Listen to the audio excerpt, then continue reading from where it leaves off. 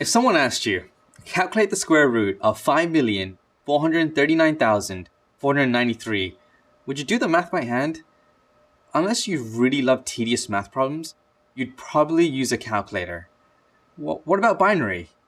Well, you probably wouldn't calculate binary by hand either. There's actually a very powerful calculator right inside of your computer that processes binary for us. We've already discussed this in calculator in detail. Do you know what it is? It's our CPU, the brain of our computer. In this video, we'll cover the more practical aspects of the CPU. Remember that translation book that I talked about in an earlier lesson? The CPU uses this to translate and perform functions on our data. This translation book is called an instruction set, which is literally just a list of instructions that our CPU is able to run. Functions like adding, subtracting, copying data are all instructions that our CPU can carry out. Every single program on your computer, while extremely complex, is broken down into very small and simple instructions found in our instruction set. Instruction sets are hard-coded into our CPU, so different CPU manufacturers may use different instruction sets, but they generally perform the same functions.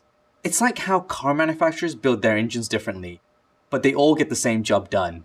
You probably work with computer hardware as an IT support specialist, replacing failed hard disks, upgrading RAM modules, and installing video cards. So you need to be aware of what's out there. You've probably heard of a few popular CPU manufacturers or chipsets, like Intel, AMD, and Qualcomm.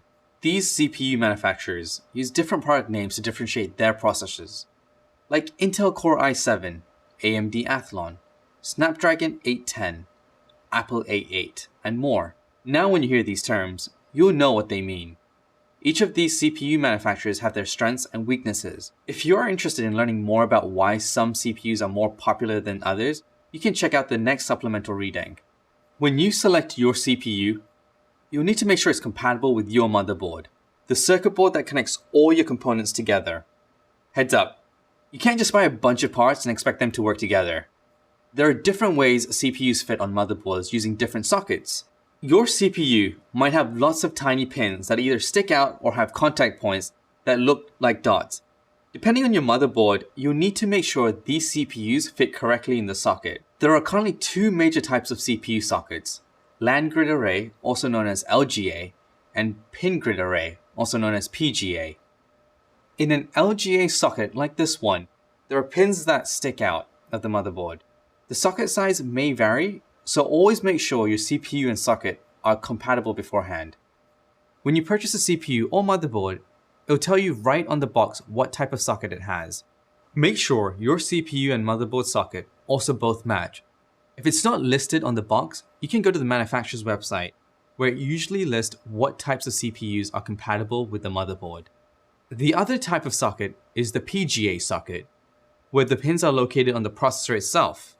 When we install our CPU, we need to do a few things to it to keep it cool. Since it does a lot of work, it's prone to overheating.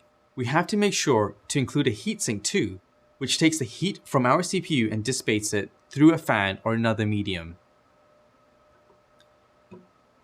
There's one last thing I want to call out about CPUs. If you purchase a CPU, you'll see that it has either a 32-bit or 64-bit architecture. What does that mean? Well, we know we can process 8 bits in binary.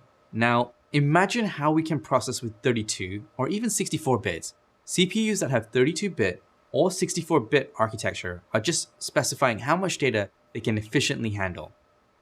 You can read more about the differences between 32-bit and 64-bit architecture in the next reading. For now, the main takeaway is that the CPU is one of the most important parts of a computer.